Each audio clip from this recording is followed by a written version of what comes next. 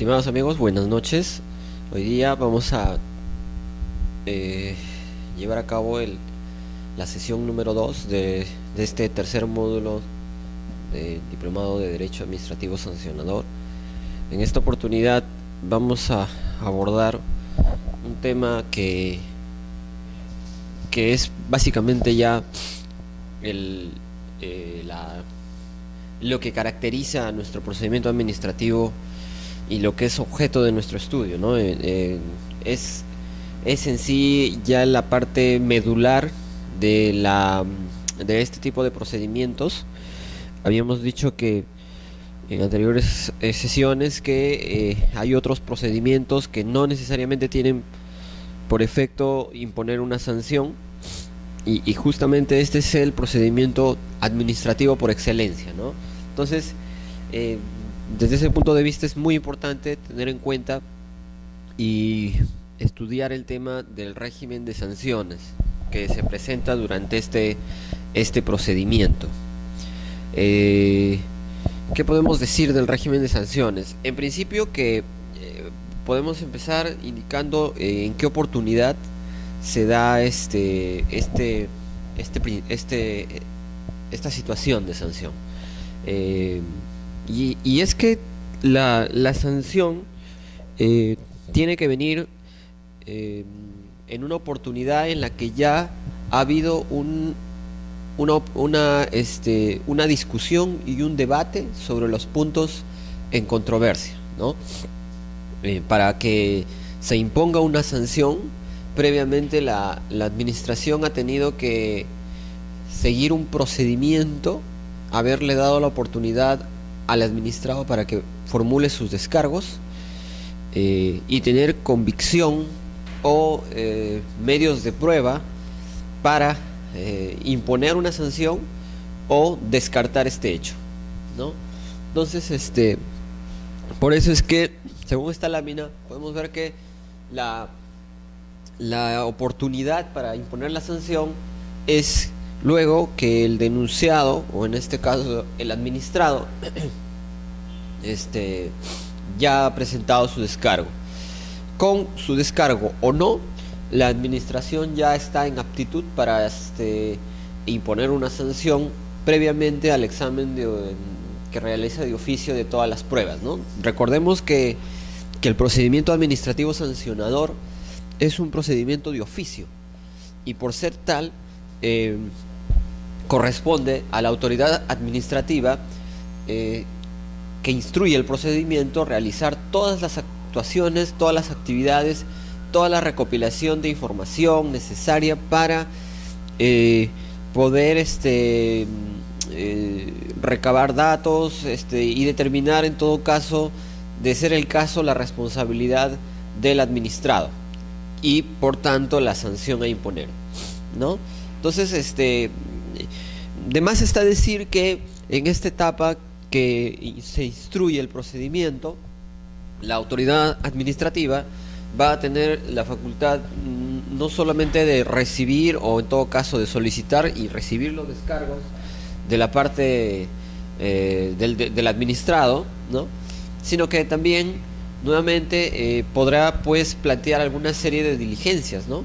Diligencias como, por ejemplo, una actuación de alguna pericia, una actuación de algún medio de prueba exhibicional, requerir documentales, ¿no? Constituirse in situ en algún local, hacer inspecciones, situaciones o actuaciones que también las pudo haber hecho en una etapa preliminar, es decir, antes de haberse iniciado el procedimiento. Pero tengamos en cuenta que una vez que el administrado ha ejercido su derecho de defensa y ha presentado medios de prueba, nos presenta un panorama quizá distinto. Entonces, la administración está obligada, si no cuenta con elementos de juicio suficientes o necesita algún medio de prueba adicional para formarse un criterio y determinar la responsabilidad y por ende la sanción, puede actuar medios de prueba de oficio adicionales, ¿no? Esto básicamente es la expresión del principio de impulso de oficio y del principio de verdad material, ¿no?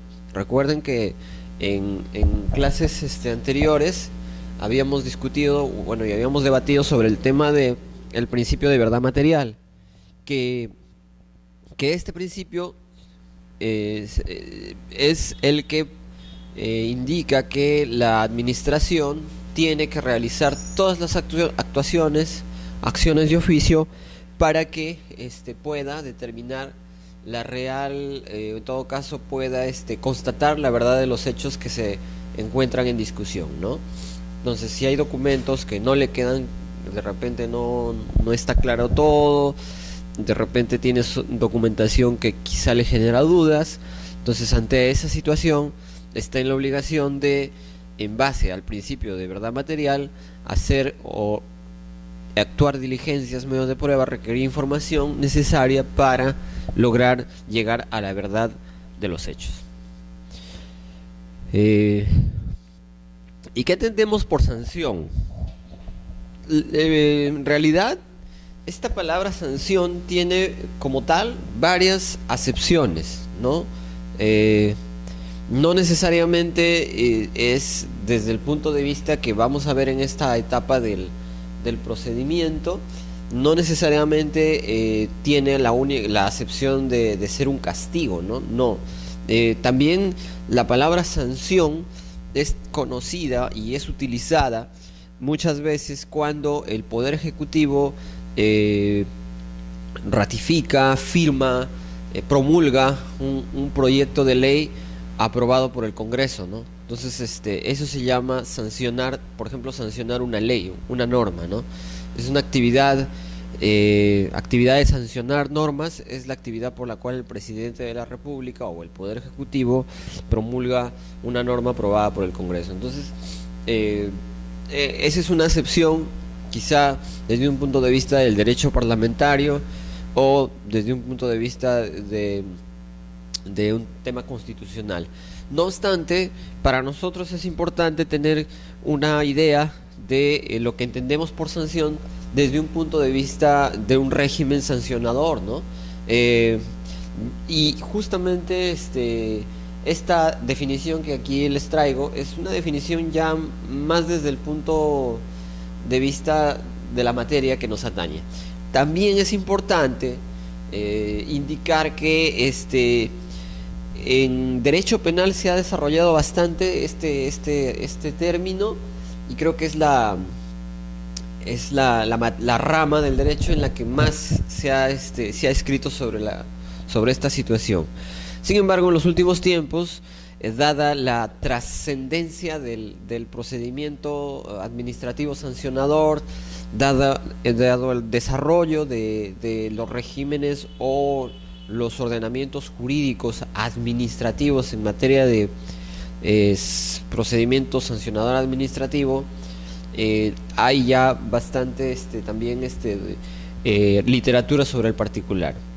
Entonces diremos en un principio que es un término que tiene, como ya dijimos, varias acepciones, pero desde un punto de vista jurídico ya punitivo, lo cual también abarca el derecho penal, se denomina una sanción a la consecuencia o efecto de una conducta infractora de una norma jurídica, ya sea penal o administrativa. Lo que hemos querido hacer ahí es dar una definición bastante amplia para que se tenga un panorama de lo que se debe entender por sanción, ¿no?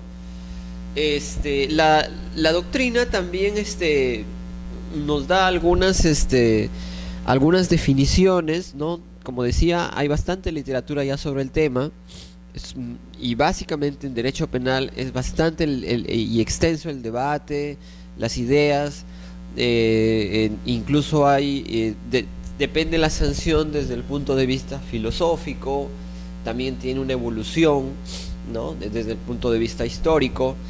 No obstante, no es el propósito de esta disertación ya entrar en detalle en estas acepciones, por lo que vamos a tener en cuenta esta definición general, pero ya aterrizada al procedimiento administrativo de el profesor García de Enterría, quien nos señala que por sanción se entiende todo mal infringido por la administración a un administrado como consecuencia de una conducta ilegal, ¿no?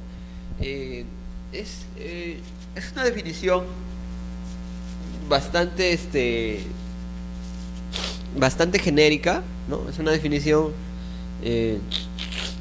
que ha sido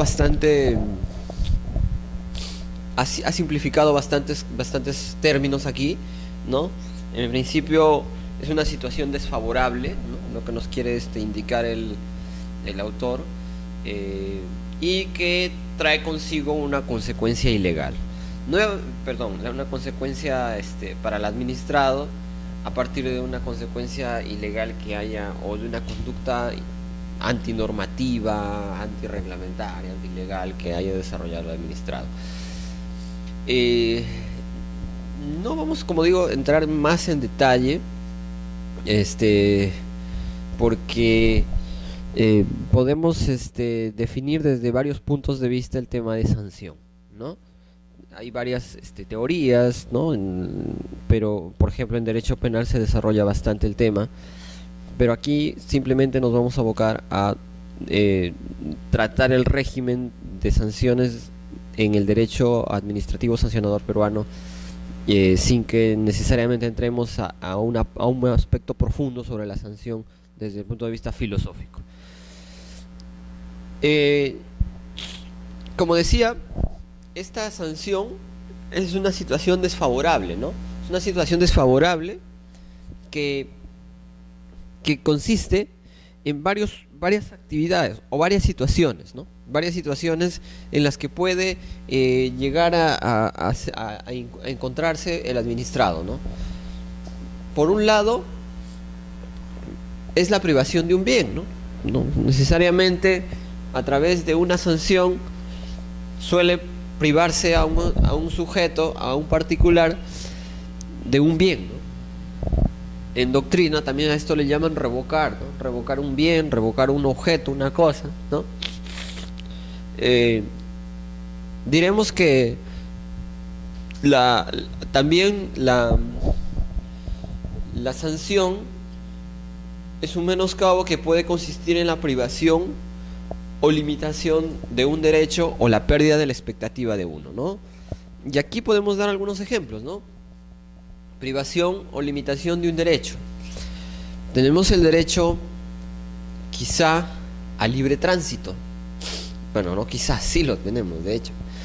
Pero este derecho está, de alguna manera, tenemos esta libertad, pero no necesariamente es absoluta esa libertad, ¿no? Siempre va a haber excepciones. Entonces, por situaciones de interés público, va a haber un momento en el que nosotros, por más que tengamos un derecho a la libertad de tránsito, la administración pueda restringir ese derecho, ¿no? No utilizar determinada avenida, ¿no? No utilizar determinado carril, ¿no? Entonces uno dirá, pero bueno, yo tengo derecho a libre tránsito y aquí me están privando. Entonces, o no utilizar determinada, no sé, por ejemplo, yo tengo también ciertos derechos, por ejemplo, a una licencia, ¿no? Saco una licencia para abrir un negocio y de repente la administración, a través de una sanción, me priva de esa licencia, ¿no? Me dicen, adelante, se le suspende la licencia al señor fulano de tal. Entonces ahí hablamos de una privación de un derecho. Limitación. Una limitación es, siguiendo al mismo ejemplo, una licencia municipal, pero me dicen, bueno, de ahora en adelante solo podrás atender hasta las 10 de la noche.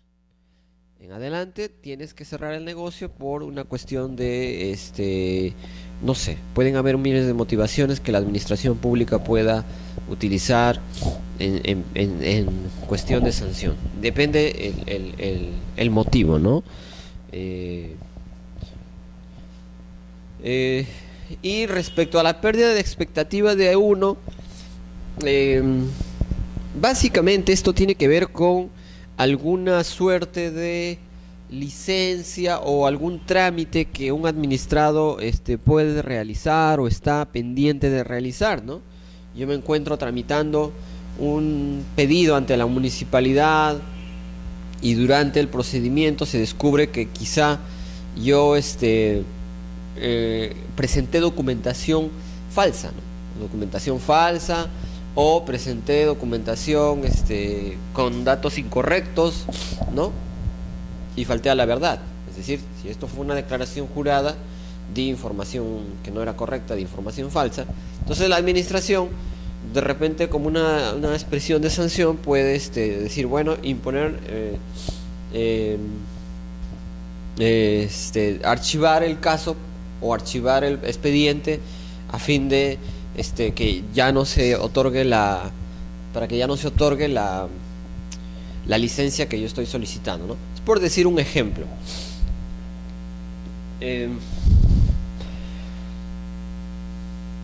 También este menoscabo puede ser la imposición de un gravamen u obligación, ¿no? Esto básicamente es lo que es más común en la administración, ¿no? Hay una conducta infractora y la autoridad administrativa me impone una multa, ¿no? Típico caso de la papeleta, ¿no? Me paso la luz roja y el policía me interviene y me impone una papeleta y tengo que pagar una multa, ¿no? Entonces, en resumidas cuentas, la sanción puede tener estas tres implicancias, ¿no? Siempre desfavorables para el administrado, ¿no? Entonces, ahí tenemos un panorama de en qué podría consistir la sanción. Aquí es importante conocer cuáles son los elementos de una sanción. Realmente no hay mucha los autores en la doctrina no se ponen muy de acuerdo en este tema, ¿no? Para algunos son más, para algunos son menos. Sin embargo, nosotros hemos querido simplificar en estos 4 elementos que hemos recogido de algunos autores de la doctrina, y consideramos que la sanción debe tener estos elementos para poder ser tal. En principio, procede de una autoridad administrativa, ¿no? Ese es un elemento importante porque no es más y no es otra cosa más que el principio, una expresión del principio de legalidad, ¿no? Porque habíamos dicho en anteriores sesiones que una expresión del principio de legalidad es justamente que quien impone el castigo o quien tramita o conoce de algún procedimiento administrativo, ¿no? Debe ser la autoridad competente, ¿no? Y esto no solamente para el procedimiento administrativo sancionador, esto rige para todos los procedimientos administrativos en general, ¿no? Una expresión del principio de legalidad que está en los principios de la parte general del derecho procedimental administrativo, o de la ley 27.444, es justamente el principio de legalidad, cuya una de sus expresiones es justamente la existencia de un órgano competente o de una autoridad competente para dictar un acto administrativo. Entonces, el acto administrativo será válido en tanto haya sido dictado por una autoridad competente para ello. Ahora, para esto, pues esta autoridad competente tiene que estar investida como tal, ¿no? Es decir, tendría que haber una norma, tendría que haber toda una regulación a través de la cual se le asigne esta competencia y estas facultades a la autoridad competente. Un pequeño paréntesis aquí. que es importante tener en cuenta es que eh, la, el hecho que se hable de la autoridad competente como uno de los elementos para imponer una sanción, eh, implica también tener en cuenta y tener cuidado de algunos aspectos. Por ejemplo, eh, tratándose de una autoridad unipersonal, ¿no? Es decir, un director, un gerente, ¿no? Un jefe. Eh, Estas autoridades suelen ser designadas, ya sea por una resolución, por un decreto supremo, depende del caso, del supuesto, resolución directoral, qué sé yo. Eh, el cargo de la designación o nombramiento debe ser muy explícito, ¿no? Y debe ser muy claro y preciso, por un lado. Y por otro lado, es importante que las normas sectoriales, reglamentos, leyes de organización y funciones, ROF, todas estas normas que son parte de cualquier entidad administrativa sean claras en cuanto a la actuación que debe desenvolver esta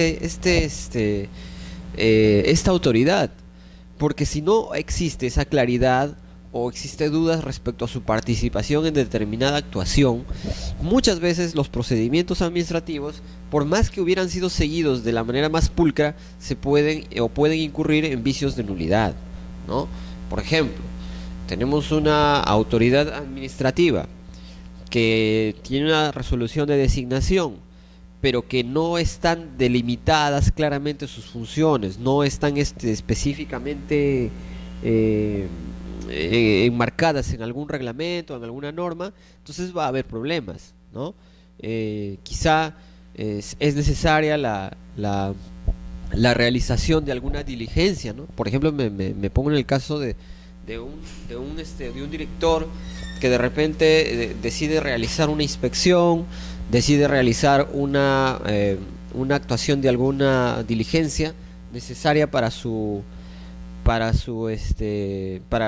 llevar a cabo su función, pero sus reglamentos, ¿no? Sus normas no tienen necesariamente la especificidad que se necesita para llevar a cabo estas diligencias, ¿no? Entonces de repente ahí habría un problema. Quizá hubo una falla de técnica legislativa, ¿no? También existen casos en los que, por ejemplo, las facultades están taxativamente en la norma prescritas para que las haga determinado funcionario, determinado servidor público, ¿no? Entonces, el cargo va investido o va ya... el cargo que un director o de un gerente puede tener tiene de por sí determinadas delegaciones, determinadas funciones, dentro de las cuales algunas son delegables y algunas no. Entonces, si es que él durante la tramitación de un procedimiento delega alguna de sus funciones sin la formalidad debida, es decir, solamente delega de palabra, pero no hay un documento que lo sustente, podría haber también un problema, ¿no? De otro lado, si el funcionario delega algo que no estaba facultado a delegar y que era propio de su función, que era indelegable, también estaríamos ante un inconveniente, ¿no? Entonces hay varias situaciones que hay que tener en cuenta para que este elemento no tenga problemas al momento de la aplicación de la norma, ¿no?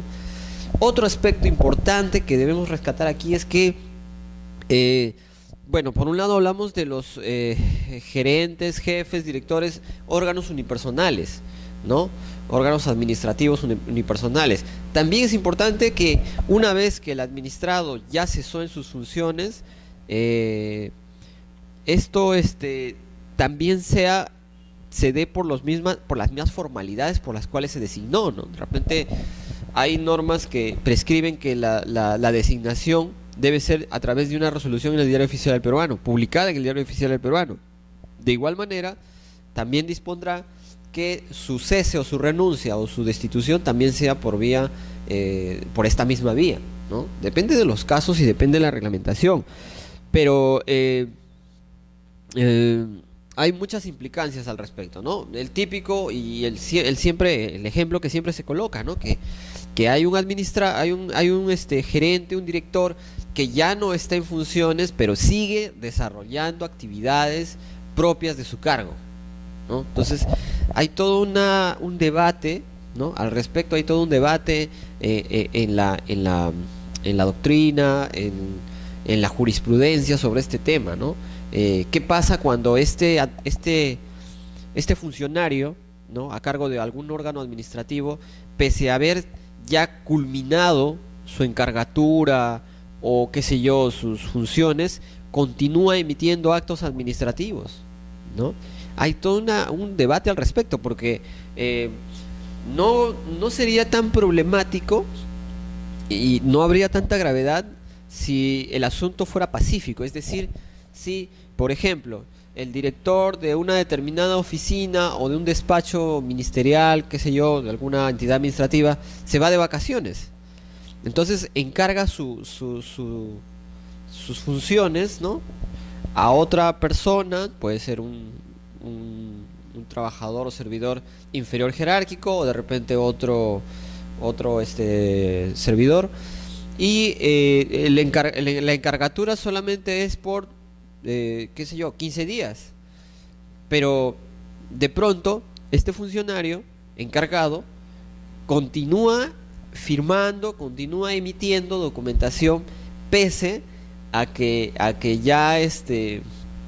pese a que sus funciones, o en todo caso el tiempo de su encargatura ya feneció.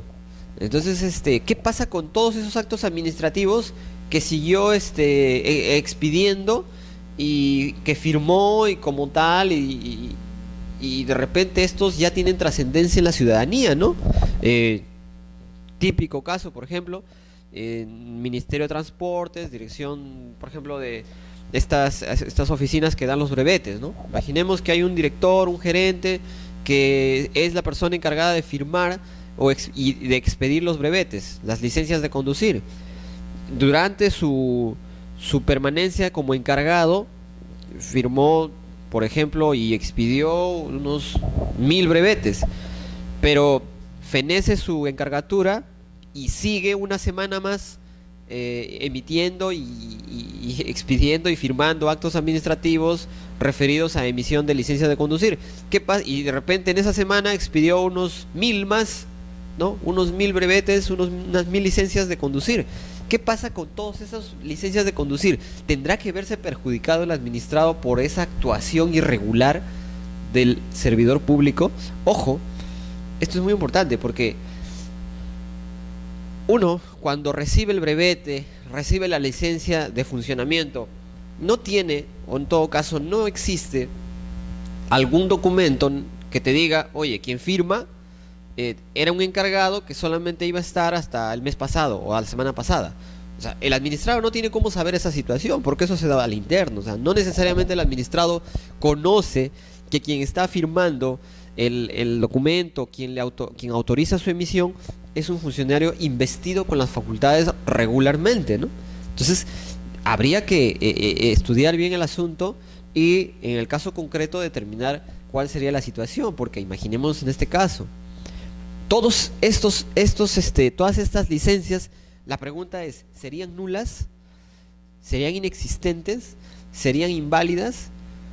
Yo dejo eso a la reflexión, pero y por cierto que son actos administrativos emitidos en el marco de procedimientos bilaterales, quizá hay otros tipos de procedimientos, pero que no es materia de este curso, pero yo se los dejo esa problemática para que la puedan investigar.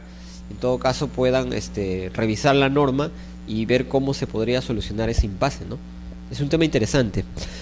Pero, agravando la figura, pongamos el mismo ejemplo ya en una circunstancia durante un procedimiento sancionador, ¿no? Habíamos indicado, graficado un ejemplo de las licencias de conducir, ¿no? O sea, que quizá lo que me está dando a mí es un beneficio como administrado. Me están emitiendo una licencia y a mí me está beneficiando. A mí no me importa si quien firmó estaba estaba facultado o no, se entiende y hay una presunción de legalidad. Eso es también otro aspecto del principio de legalidad. Hay una presunción. El administrado presume que quien está atrás del gabinete, quien está atrás de la resolución que te expide, tiene las facultades. No presume que hay un problema de delegación o de usurpación, qué sé yo. Entonces, si hablábamos del tema de la licencia de conducir, es una cosa. Ahora, traslademos este mismo supuesto a un procedimiento administrativo sancionador, en el que aquella persona que sanciona no se encuentra realmente facultada, o sus facultades o su competencia está viciada, ¿no? Imaginemos nuevamente el caso del funcionario que sanciona, ya sea, no sé, pues imaginemos que es un gerente o de repente un gerente de recursos humanos, ahora que está hay este tema de los órganos de instrucción de procedimientos administrativos disciplinarios, ¿no? Hay toda una normatividad sobre el régimen disciplinario de los trabajadores de la administración pública, por ejemplo ahí, y si quien sanciona no se encontraba ya con las facultades, esa sanción sería válida, reuniría este elemento, este primer elemento de la sanción.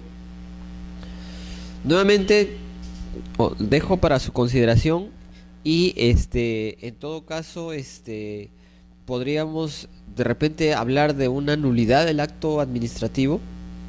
¿Habría sanción? ¿Cuáles serían los mecanismos de defensa del sancionado ante esta situación, por ejemplo? ¿No? Entonces, ahí ustedes tienen la importancia de este primer elemento. Y bueno, ya pasando al otro extremo, ya hablamos un poco del tema del funcionario o servidor que es unipersonal. También es importante tener en cuenta que las sanciones no siempre van a ser impuestas por un unipersonal. Puede ser que la autoridad administrativa tenga un colegiado, ¿no? Un colegiado, es decir, un órgano compuesto por varios miembros, quienes sean los encargados de imponer la sanción. Entonces, aquí también hay que hacer algunas precisiones, ¿no? Primero, que hay todo un régimen de sesiones, ¿no?, en la ley del procedimiento administrativo general. Un régimen de actas, un régimen de quórums, ¿no? Hay que respetar los quórums. Y por ejemplo, ¿no?, para citar solo un ejemplo, en el marco de una sesión para imponer un castigo, una sanción a un administrado, se entiende que si se trata de un órgano colegiado, debe estar adecuadamente instalado, debe estar adecuadamente conformado, y no puede ser que dentro del colegiado existan miembros que de repente tengan algún impedimento legal para conocer el caso, ¿no? También la ley del procedimiento administrativo general ha definido cuáles son los supuestos, por ejemplo, de abstención, ¿no?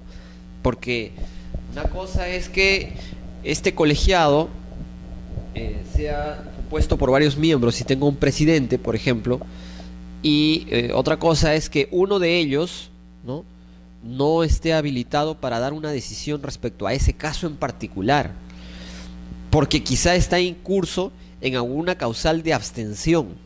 Entonces, si dentro de los miembros del colegiado hubiera uno de ellos, basta que hubiera uno de ellos que no debía dar voto favorable o qué sé yo, o sea, no debía intervenir en ese caso, no debía intervenir por una serie de motivos, ¿no? Por ejemplo, tiene una amistad manifiesta con el administrado, tiene un parentesco en el segundo grado de consanguinidad, ¿no? Es el hijo, es el papá, es el hermano. Entonces, la ley del procedimiento administrativo general establece ya los supuestos en los cuales un funcionario debe abstenerse de conocer un caso. Entonces, basta que uno no haya estado habilitado y pese a ello interviene y firma el acto administrativo para que quizá se configure una suerte de nulidad de la sanción, ¿no? O sea, se debe tener mucho cuidado cuando se va a emitir un acto administrativo sancionador, ¿no? porque tengamos en cuenta que se va a afectar la esfera jurídica de un administrado. Habíamos visto ya anteriormente las situaciones desfavorables en las que podemos colocarlo, ¿no? Ya sea privarle de algún bien, imponerle un gravamen o un castigo pecuniario, como puede ser una multa, privarle de algún derecho, limitarle de ello. Entonces, la persona o la autoridad administrativa que va a ejercer esta potestad debe estar cuidadosamente y escrupulosamente investida y con las facultades atribuidas debidamente, ¿no? Entonces, el tema del régimen de dietas, de colegiados, de órganos colegiados, es muy interesante, pero siempre hay que tener mucho cuidado. En todo caso, la solución es que si es que por A o B estamos en un procedimiento en el que un colegiado va a ser quien resuelva y tenemos la certeza o tenemos medios de prueba, ¿no? Como administrados, tenemos medios de prueba que demuestran o que nos dicen que uno de los miembros de este colegiado no debe intervenir en el caso porque es pariente o trabaja como empleado de la empresa o no sé, de la empresa que va a estar durante el procedimiento administrativo, qué sé yo, puede haber varios ejemplos. Es necesario que el administrado, si lo conoce, lo ponga en conocimiento, ¿no? En la primera oportunidad que pueda, debe poner en conocimiento al colegiado y decirle: miren, conozco de este asunto, considero que tal funcionario debería apartarse del caso. Entonces, y será el colegiado, ¿no? Será el colegiado quien determine si en efecto hay que pedir la abstención, ¿no? O pedir la inhibición de alguno de los miembros del colegiado, ¿no? Básicamente el término es abstención. En el derecho civil o el derecho procesal civil existen otras figuras, ¿no? También hay la inhibición, ¿no? Del juez, ¿no? La recusación, que también funciona en la vía administrativa, ¿no? Entonces todas estas figuras son muy importantes al momento de imponer una sanción, ¿no? Claro que no es que si es que uno de los miembros del colegiado tiene algún impedimento legal para pronunciarse y sin su presencia el acto sería viciado porque se necesita un quórum, por ejemplo, de 4 personas y una no puede intervenir en el acto, no quiere decir que necesariamente ya no se pueda resolver el caso. También entiendo y debemos tener en cuenta que la norma debe haber previsto esta situación, ¿no? Y ante la ausencia de un miembro del colegiado, puede en su reemplazo intervenir otro de otra área, de otro organismo, de otra autoridad que pueda suplir ese vacío para que se complemente el quórum reglamentario, ¿no? Entonces hay varias situaciones importantes respecto al elemento subjetivo, ¿no? Es un elemento subjetivo, el elemento de la procedencia de la autoridad administrativa. Otro elemento de la sanción es que produce un efecto aflictivo en el imputado, ¿no? Si no, no es tal, ¿no? Si no hay un efecto aflictivo, si es que no hay una situación que genera algo desfavorable al administrado, entonces no estaríamos hablando de sanción. Hace un momento dijimos que las sanciones pueden ser de tipo pecuniario, una privación de un bien, de un derecho, ¿no? Entonces, esas situaciones son desfavorables, ¿no? Afligen al administrado. Otro elemento es que prosiguen a la realización de un ilícito. Es decir, es lógico, ¿no? Cada vez que hay una afectación al ordenamiento jurídico, la sanción justamente es la que continúen adelante, ¿no? O sea, por lo general se entiende que cada vez que hay una lesión a la norma jurídica o a una infracción, hay una infracción administrativa, lo que conlleva esto es una sanción, ¿no? Entonces no puede ser que de pronto un día de estos llega a mi domicilio una sanción y yo no sé de qué trata. Y de repente yo digo: oye, pero esta sanción, ¿por qué la municipalidad me impone esta sanción de multa si yo no he realizado el acto que se me imputa, ¿no? Entonces ahí habrá toda una discusión y un ejercicio de derecho de defensa del administrado para demostrar, en todo caso, para cuestionar esta decisión debido a que no se cumple uno de los elementos de la sanción, ¿no? el otro elemento que lleva aparejado del anterior es que la finalidad de la sanción es una finalidad represora, ¿no? Aquí quiero detenerme un ratito para decir algo. Si bien es cierto, esta finalidad represora también está en la norma, en la ley 27.444, ley del procedimiento administrativo general. Considero, por ejemplo, que no necesariamente una sanción debe tener la función represora, porque la sanción en parte, sí es cierto, reprime una conducta infractora, un ilícito administrativo, ¿no? También debe tener una conducta, o en todo caso debe perseguir una finalidad disuasiva, ¿no? Que es que simplemente, o que a través de la imposición de una sanción busca que la ciudadanía y los particulares tengan en cuenta que no deben cometer determinadas actuaciones o acciones, porque esto les llevará a una consecuencia negativa, como es una sanción, una infracción, una sanción, ya sea de multa o ya sea de alguna limitación a un derecho. Entonces, es muy importante que saliendo más allá, yendo un poco más allá de la esfera clásica, la sanción también a futuro debe tener una función disuasiva, ¿no? Disuasiva, es decir, evitar que estas conductas se repitan durante el tiempo a futuro, ¿no? Entonces, es un mensaje que da la administración, el Estado, a los ciudadanos para graficar que ciertas conductas no son amparables por el ordenamiento jurídico, y que si algún administrado incurre nuevamente en estas prácticas, le ocurrirá lo mismo, ¿no? Entonces, y esto tiene antigua data, ¿no? No es una situación de ahora. La finalidad sancionatoria del Estado, de ser disuasiva, no es una cosa novedosa.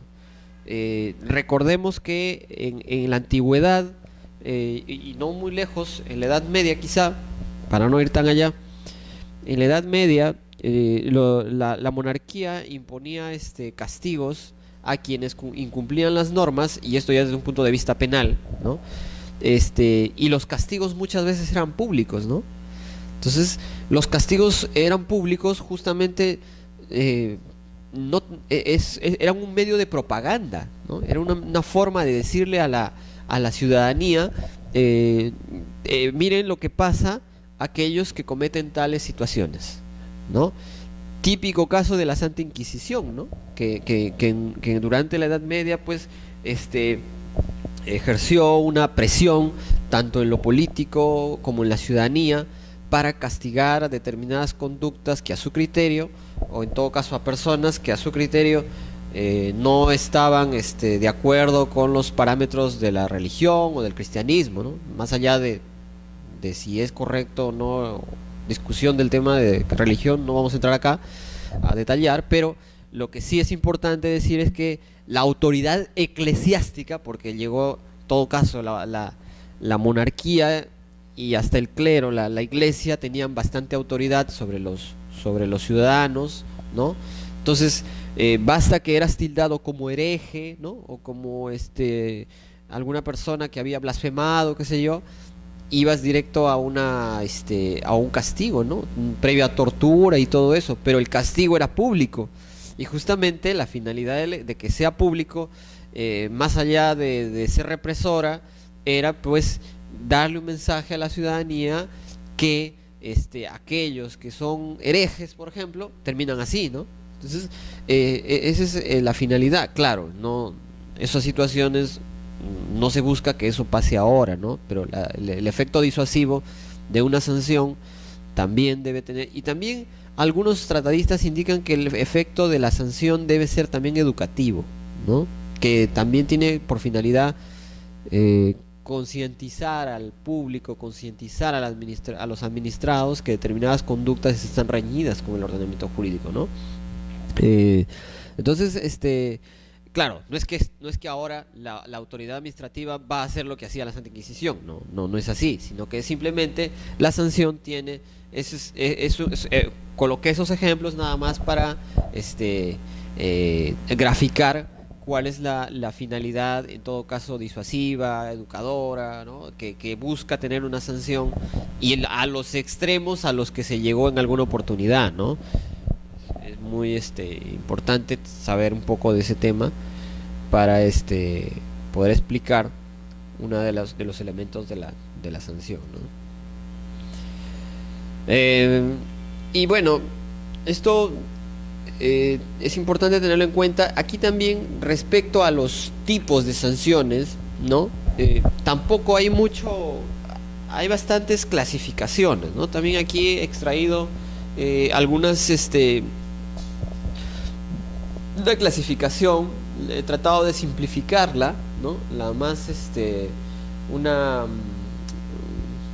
clasificación un tanto bastante simple, no he querido ahondar más en el tema porque realmente no tiene mucho efecto práctico a mi criterio. Por lo tanto he hecho esta simple clasificación de dos tipos de sanciones. Como digo, en doctrinas hay bastantes clasificaciones, ¿no? Hay bastantes tipos de clasificaciones, pero acá nos vamos a quedar con estas dos. No obstante, si ustedes consideran, pueden revisar, hay bastante literatura al respecto. Y por ejemplo, tenemos dos tipos: la sanción pecuniaria y la no pecuniaria. Sanciones pecuniarias son las que imponen el pago de dinero. Por ejemplo, la multa, ¿ya? Entonces, la multa es por excelencia la sanción pecuniaria. Las sanciones no pecuniarias, su mismo nombre lo dice, no implican el pago de alguna suma de dinero, ¿no? Pero imponen la suspensión o restricción de derechos o la autorización para su ejercicio, una amonestación, una suspensión de licencia, una clausura de establecimiento, qué sé yo, una inhabilitación, ¿no? En derecho disciplinario, una suspensión de ustedes, no sé, al trabajador X, Y, Z, sanción, suspensión por 120 días, ¿no? Destitución, ¿no? Esas son las sanciones. Amonestación, qué sé yo. Entonces, son sanciones no pecuniarias, ¿no? Si no me equivoco, actualmente hay un tribunal o un órgano administrativo que, si no me equivoco, en materia disciplinaria va a imponer multas, ¿no? Al funcionario, ¿no? Hay toda una polémica al respecto. Y bueno, esto también ya habíamos visto, ¿no? La finalidad de la multa, creo que ya habíamos comentado, ¿no? Finalidad represiva y finalidad disuasiva. Como decía, algunos también le atribuyen una finalidad educativa, ¿no? Concientizadora, ¿no?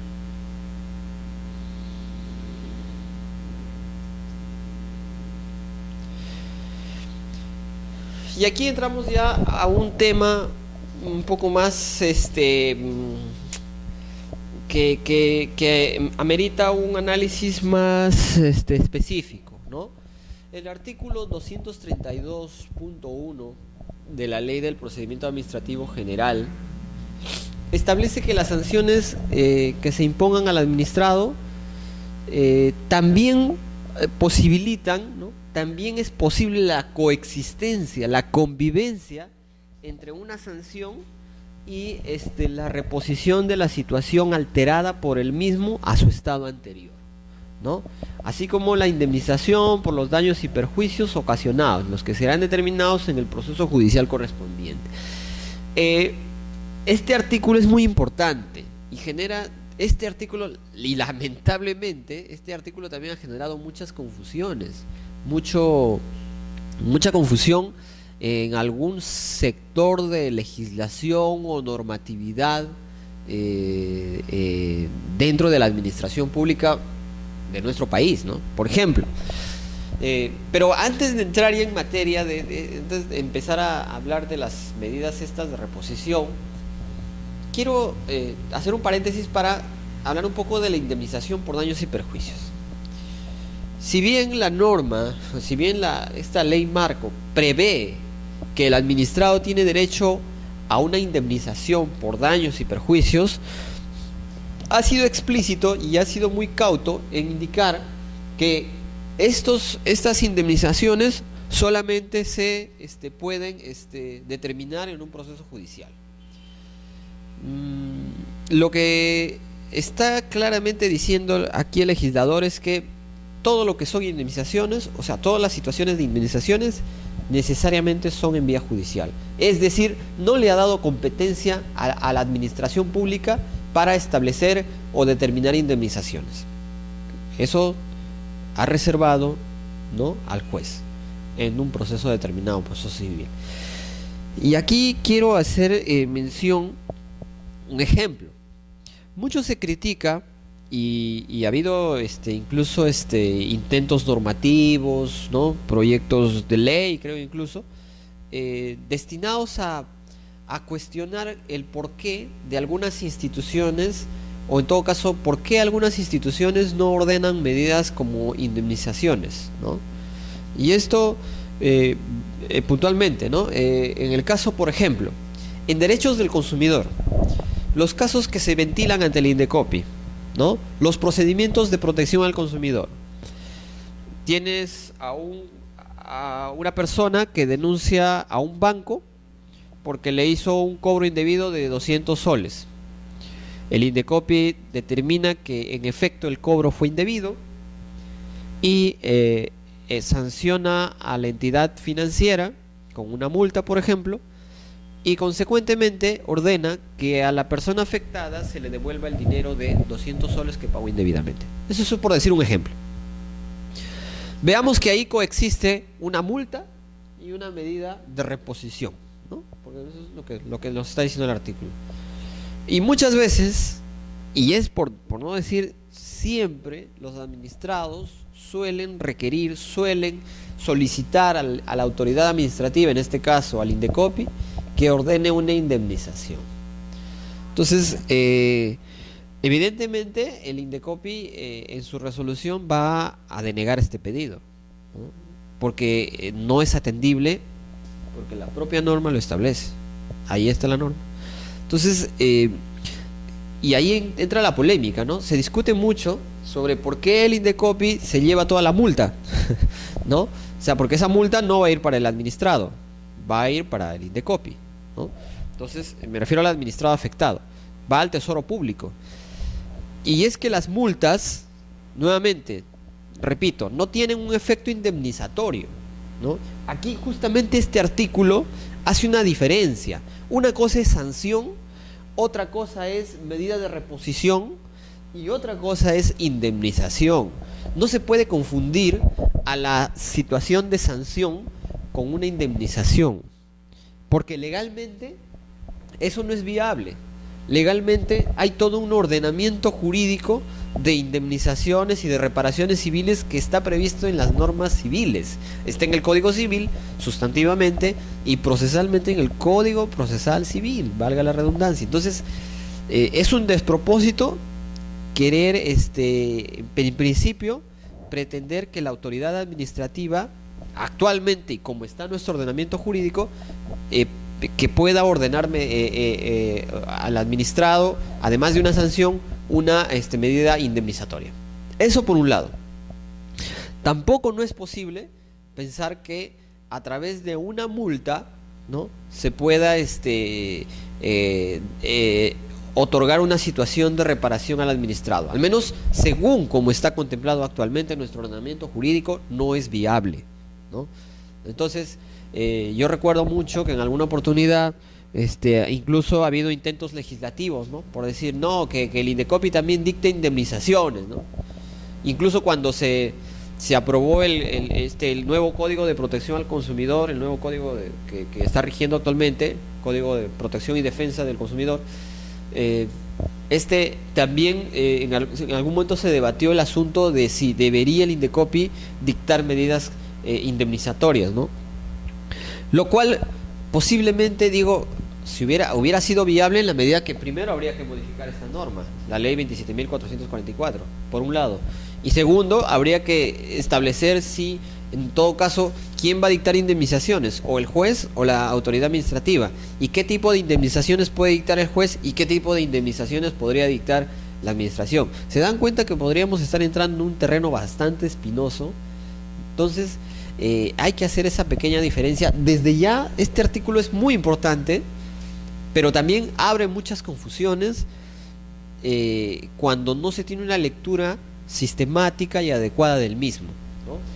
Y ahorita vamos a ver por qué la confusión llega. Diremos, bueno, pues, pero quizá una persona que conoce de normas, un abogado, no podría tener ese inconveniente.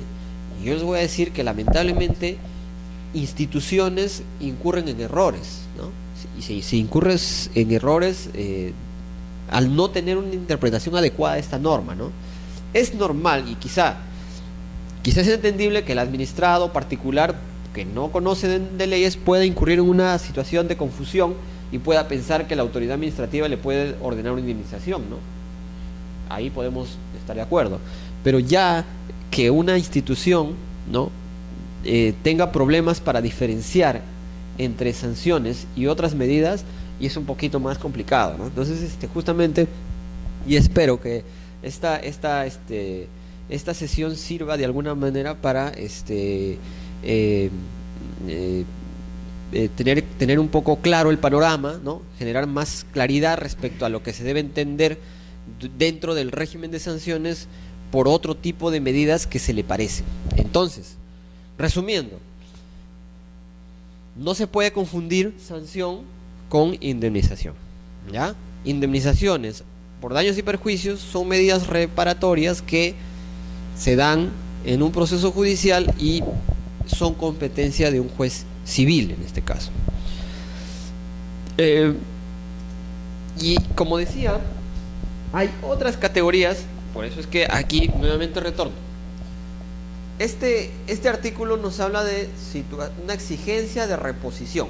Esta exigencia de reposición genera otras categorías, ¿no? Por eso decíamos, una cosa es indemnización, que no debe ser confundida con sanción, y otra cosa es la reposición que puede convivir con la sanción, ¿no? El hecho de que puedan coexistir no quiere decir que sean iguales. Entonces, esa situación de reposición es a lo que muchos le llaman son medidas complementarias, que no es sanción, ¿no? Entonces, a ver, algunas categorías que se pueden dar y que pueden se suelen dar durante la imposición de una sanción, ¿no? Ahí tienen, por ejemplo, las medidas provisionales, ¿no? Durante el procedimiento administrativo sancionador, es decir, en la etapa de instrucción del procedimiento administrativo sancionador, es posible, ¿no?, que la autoridad administrativa pueda dictar alguna medida provisional, ¿no? Entonces, nuevamente, estas tres categorías que he consignado aquí, o figuras jurídicas o instituciones, como quieran llamarle, no tienen por qué ser confundidas con la sanción. Nuevamente, la pregunta es, ¿por qué existen? ¿Y por qué la autoridad las plantea? Porque justamente la ley del procedimiento administrativo general las permite, ¿no? Entonces, medidas provisionales. Medidas provisionales, en principio, su finalidad es garantizar la eficacia de la decisión final, ¿ya? Dos, tienen la oportunidad en la que se dicta una medida provisional es no va a ser en el momento de emitirse el acto administrativo sancionador, no. La medida provisional se suele dictar al inicio o durante el procedimiento administrativo sancionador. Por ejemplo, tenemos una situación Un ejemplo, por ejemplo, podría ser em, cuando estamos a puertas de la Navidad y de repente se detecta que en la vía pública están vendiendo juegos pirotécnicos, ¿no? Explosivos. Entonces están vendiendo explosivos y la municipalidad interviene, ¿no? Interviene, detecta que hay esa venta de productos pirotécnicos, pero va a iniciar un procedimiento administrativo y este procedimiento administrativo va a durar pues un mes o 2 meses. ¿Ustedes creen que sería correcto que la autoridad administrativa espere 2 meses, que estaríamos ya en diciembre, enero, para recién sancionar a esta persona por vender productos pirotécnicos y quizá en consecuencia, como medida complementaria, ordenarle que retire y se abstenga de vender? No, pues. Entonces, en ese supuesto, dada la urgencia y dada la necesidad y para garantizar la eficacia de la decisión administrativa, lo que la autoridad administrativa es puede dictar una medida provisional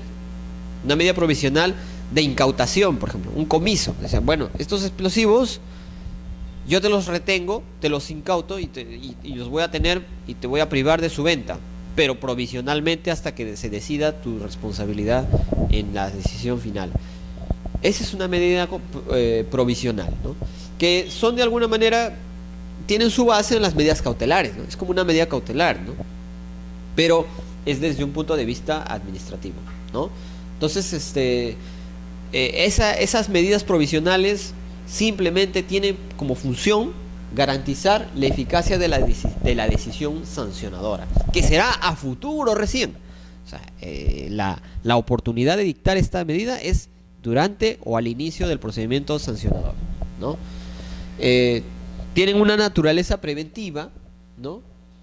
Y se ajustan o deben ajustarse a la intensidad y proporcionalidad y necesidades de los objetivos que pretende garantizar. Bueno, yo voy a ir como administración y voy a incautar todos los juegos pirotécnicos de ese establecimiento. Muy bien, hasta ahí todo está muy bien. Pero de paso, lo cierro. Ya, puede ser, lo cierro como una medida provisional. Pero de repente, ese local no solamente vende pirotécnicos, también vende otras cosas. Y con ese resto de cosas no hay problema. De repente vende ropa. Entonces, ¿qué problema hay con la venta de ropa? Está bien, yo impido y debería asegurarme que no se venda juegos pirotécnicos durante la etapa de Navidad, pero ¿por qué tendría que cerrar el local o por qué tendría que incautar el resto de cosas? Entonces ahí tiene que haber una situación de proporcionalidad, ¿no? Ya. También podríamos... Ahí hay un ejemplo, por ejemplo, bien interesante, ¿no? En derechos del consumidor, muchas veces al inicio del año hay esta suerte de reclamos por a veces los colegios particulares, ¿no? Por ejemplo, durante la matrícula te exigen cobros que no están ajustados de acuerdo a norma, ¿no? Cobros indebidos, ¿no? Es decir, un cobro adicional a la matrícula y a la pensión, ¿no? Y a veces a la cuota de ingreso. Pero entonces, que son los cobros, esos son los cobros que están permitidos, pero durante la matrícula, al inicio del año escolar, no te pueden exigir que pagues, por ejemplo, la mensualidad, porque la mensualidad o la pensión mensual se debe pagar al final de cada mes. Entonces suele ser que a veces los colegios te exigen ese cobro al inicio. Entonces eso, por ejemplo, está prohibido. En un caso, imaginemos que un colegio le exige al padre de familia que pague, además de la matrícula, 2 meses adelantado. Y como el padre de familia se da cuenta que es una arbitrariedad, le dice a los del colegio, les dice, bueno, señor, yo no voy a pagar esto, pero quiero matricular a mi hijo. Bueno, tú no pagas la mensualidad, no entra tu hijo y no va a poder estudiar. Entonces, son casos reales, se suelen dar. Entonces, en este caso, por ejemplo, la autoridad administrativa va a conocer, y bueno, este padre de familia va a denuncia ante la autoridad administrativa del Indecopi, y el Indecopi, por ejemplo, no va a esperar resolver el asunto, ¿no? Puede de inmediato dictar una medida provisional o una medida cautelar para ordenarle al colegio, por favor, matricula, en todo caso, permite estudiar al alumno, ¿no? Mientras se resuelva la controversia. Porque en este caso, más allá, y es un caso muy especial, más allá de garantizar la decisión final, ojo, esto es muy importante, más allá de garantizar la decisión final, estaría afectándose el derecho del niño a educarse. El interés superior del niño y del adolescente está primero que nada. Entonces, al margen de la controversia patrimonial que puede existir entre el colegio y el padre de familia, por ningún motivo, ojo, por ningún motivo se puede suspender el servicio educativo hacia el menor de edad. Entonces, esta finalidad es muy tutelar y por tanto es importante que en este caso, si hay una situación parecida, pues la autoridad ordene o el administrador lo solicite para que nuevamente no se afecte los derechos del administrado menor de edad, ¿no? Entonces hay una situación de proporcionalidad, objetivos, ¿no? Es un tema bastante interesante, pero que, ojo, no es una sanción. Nuevamente, no confundamos, no se puede confundir a una medida provisional con una sanción, ¿ya? Otra medida es las medidas complementarias, ¿no? Tampoco se puede confundir lo que llamamos sanción con medidas complementarias, ¿no? Tampoco se puede confundir. Ahora, ¿por qué? Porque justamente las medidas complementarias son esto. Ahí está. Son las medidas destinadas a reponer la situación alterada por el mismo a su estado anterior. Es decir, revertir los efectos de la conducta infractora al estado anterior. Eso es lo que se llama medidas complementarias, ¿no? Y estas tienen por finalidad la corrección o restitución de la situación alterada por la infracción. Medidas correctivas, señores. Pero ¿por qué? ¿Qué es lo que vas a corregir? Vas a corregir algo que ya está alterado, ¿no? Se corrige algo que ya se alteró y por lo tanto algo que ya se determinó, algo que se ha determinado que fue alterado. Entonces, su finalidad es netamente correctiva, ¿no? Revertir los efectos de la conducta infractora al estado anterior. Ahora, su mismo nombre lo dice, son complementarias, son accesorias a la sanción, no son la sanción. Esto es muy importante tenerlo en cuenta. Por ejemplo, comiso, incautación de bienes, clausura de establecimientos, inhabilitación. Oiga, se detectó que en el inmueble, ¿no? en el lugar determinado se ejercían actividades ilícitas. Por lo tanto, se clausura el establecimiento definitivamente. Ajá. Oye, ¿y eso es una sanción? No necesariamente. Porque se detecta que se desarrolla una actividad ilícita y eso de por sí ya configura una infracción. De hecho que sí. Pero la municipalidad, por ejemplo, impone una multa.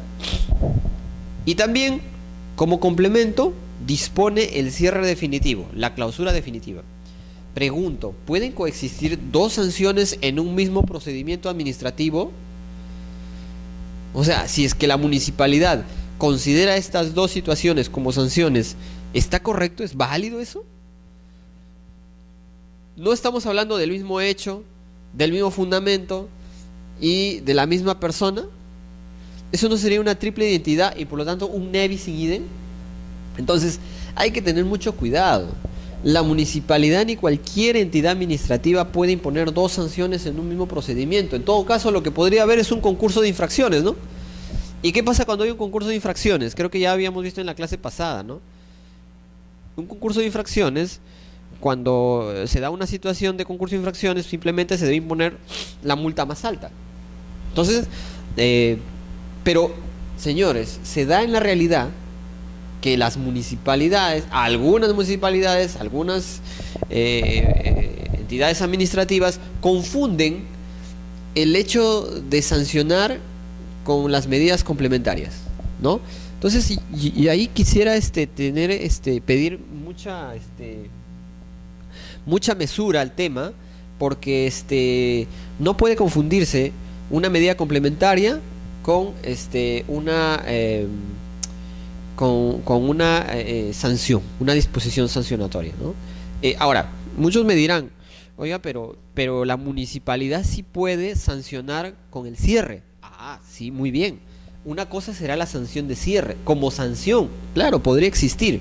Pero, ojo, para hacer sanción, primero tendría que estar tipificado legalmente, o tipificada legalmente. Y segundo, tendría que tener esta finalidad, ¿no? Represiva, disuasiva y todo. Entonces, si no tiene esa finalidad, no es una sanción, simplemente queda como una medida complementaria. Habría que estudiar muy bien el tema. Y la municipalidad o la entidad administrativa que imponga la sanción debe precisar, ¿no? ¿Esto es una sanción o es una medida complementaria? ¿No? Porque a veces dicen, no, se ha detectado determinadas infracciones. Se sanciona con una multa de 3 UITs y también con el cierre. Un momento. El cierre no, en ese caso en particular, el cierre no es una sanción. El cierre en ese supuesto vendría a ser una medida complementaria. Porque si las dos van a ser sanciones, estaríamos en un supuesto de ne bis in idem, ¿no? Entonces no es técnico ni es correcto expresarse así, ¿no? Entonces, tengamos en cuenta que las medidas complementarias, comiso, clausura, porque habíamos dicho, ¿no? Habíamos dicho que hay sanciones no pecuniarias. Entonces, la clausura, la inhabilitación, la suspensión, son sanciones. Claro, podrían ser sanciones, pero no pueden ir jamás juntas con otra sanción. O bien van como medida complementaria, o bien van como sanción. Y si van como sanción, no puede haber, o no puede coexistir otra, ¿no? Nuevamente, quiero que se entienda ese tema porque lleva mucho a la confusión en la realidad, ¿no?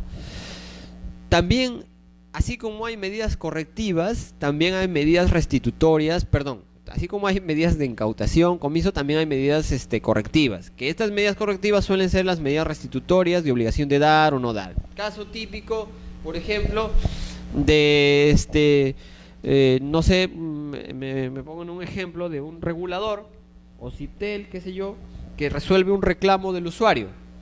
¿Puede imponer una sanción? Claro. Pero también puede ordenar una medida complementaria, una medida correctiva. Devuélvale su dinero, devuélvale lo cobrado indebidamente al abonado o al administrado del servicio telefónico o del servicio de agua potable, en caso de SUNAS, ¿no? Entonces, las medidas complementarias pueden ser muchas, ¿no? Sí, pueden coincidir con una sanción, claro, sí, pero no pueden llamarse sanciones cuando en un mismo acto administrativo ya se impuso otra. Su nombre es complementarias, ¿ya? Tampoco se puede confundir la sanción administrativa con las clásicas y típicas medidas de ejecución, por decirlo menos, ¿ya? No se puede confundir sanción con las medidas de ejecución. También ahí existe una seria confusión, ¿no? Eso también lleva a un problema, porque las medidas de ejecución, si bien la sanción ya habíamos dicho que tiene por finalidad represora, disuasiva, ¿no?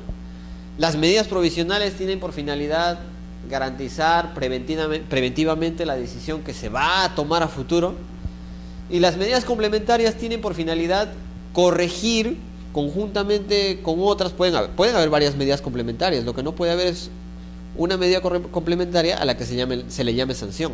Entonces, puede haber una medida complementaria y una sanción, pero la medida complementaria busca corregir lo que ya se dañó, ¿no? Entonces, y la medida de ejecución tiene una finalidad compulsoria, son medidas compulsivas. O sea, ¿qué buscan? Bueno, ya se emitió la sanción, ahora yo busco que esa sanción o las medidas que se dictaron, complementarias, por ejemplo, se cumplan, ¿no? O de repente yo quiero que la medida provisional se cumpla. El caso de la medida cautelar, por ejemplo, que se ordenó, ¿no? Que el colegio matricule al menor de edad mientras se discute el tema de si el cobro es debido o no. Entonces, esa fue una medida cautelar. Oiga, y si el colegio no lo cumple, utilizamos medidas compulsorias, ¿no? Medidas de ejecución. Entonces, las medidas de ejecución son expresión del principio de autotutela que tiene la administración pública. El principio de autotutela significa que la administración pública puede por sí sola ejecutar sus actos administrativos, no necesita ir a la vía administrativa para ejecutarlos, de manera que si la administración impone una multa, las puede ejecutar ella misma a través de las medidas de ejecución, ¿no? Y para esto hay todo un procedimiento incluso, ¿no? Y estas medidas compulsorias justamente sirven para lograr el cumplimiento de lo ordenado por la administración, ¿no? Por ejemplo, en este caso, esta decisión final ordenó, qué sé yo, el caso que comentamos de la denuncia de un administrado contra un banco. Devuélvale sus 200 soles, medida complementaria, medida correctiva. Pero se sanciona al banco con 2 UITs. Eso es una multa. ¿Cómo se hace ejecutar esas 2 medidas? A través de las medidas de ejecución, ¿no? Por ejemplo, hay medios de ejecución forzosa, hay ejecución coactiva, hay ejecución subsidiaria. O sea, dentro de los medios de ejecución forzosa tenemos la ejecución coactiva, ejecución subsidiaria, la multa coercitiva muy conocida y la compulsión sobre las personas, ¿no? Entonces, cada una de estas vías de ejecución o medios de ejecución forzosa tienen por objeto, ojo, no tienen por objeto sancionar. El objeto es hacer cumplir la decisión final. Por ejemplo, la ejecución coactiva. ¿Qué hace o cómo es este mecanismo? Es un mecanismo a través del cual la administración destina diversas acciones para hacer el cobro, por ejemplo, de una multa. Acuérdense, por ejemplo, el caso de la SUNAT. SUNAT, cuando te impone una multa y no la pagas, puede embargarte los bienes. Oiga, pero eso no es una facultad judicial. No necesariamente. La SUNAT y las entidades administrativas, a través de esta facultad de ejecución, podrían trabar embargos en forma, por ejemplo, en forma de retención de tus haberes, de tus cuentas, ¿no? Y eso es para asegurar el cumplimiento de la multa impuesta, ¿no? Entonces, muchas veces la administración lo que hace es embargar cuentas, embarga las cuentas de los administrados para hacerse el cobro de una multa que no se pagó en su momento. Caso típico, por ejemplo, también del SAT, ¿no? El SAT también hace eso, ¿no? Traba embargos en forma de retención sobre los fondos de las cuentas que tuviera el administrado en todo el ordenamiento, el sistema bancario nacional. Cursa oficios, cartas a los bancos, y los bancos van reteniendo lo que tú tengas en tu cuenta, ¿no? Entonces eso es expresión del principio de autotutela y de ejecutabilidad de los actos administrativos. Y ese es un medio de ejecución coactiva, por ejemplo, ¿no? Las multas coercitivas, por ejemplo, ¿no? La multa coercitiva no es otra cosa más que un mecanismo para que el administrado cumpla, ¿no? O sea, no es una sanción, no tiene naturaleza sancionatoria, su naturaleza es cumplimentaria. Por lo tanto, la multa coercitiva solamente se dará sí o sí si hubiera incurrido en un incumplimiento. Ojo, en un incumplimiento.